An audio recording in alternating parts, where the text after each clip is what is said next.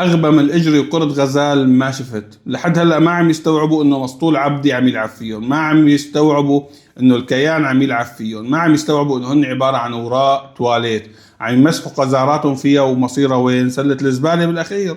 لحد هلا ما عم يستوعبوا هذا الحكي، ومفكرين اذا مسطول عبدي استلم، مفكرين شو حيكون مصيركم. يعني مصيركم خدمتجية عنده، اكثر من هيك ما في.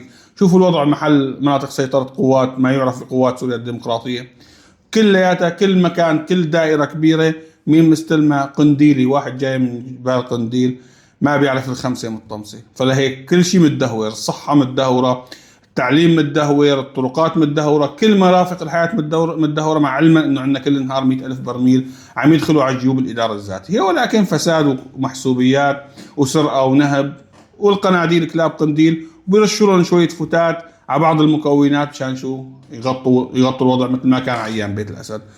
فان شاء الله بال 2026 يفيقوا الكل، او نخلص من الكل، من كل الاعداء، ونرجع سوريا ترجع للبناء، وما زالت بالبناء والحمد لله، وكل نهار اللي بعده احسن منه بكثير باذن رب العالمين. وعلى فكره اخذت عمله جديده ولا لا؟ اذا اخذتها اكتب لنا عن رايك فيها، ملمسها، امورها، وضعها، التعامل فيها، شو رايك؟ اكتب لنا بالتعليقات.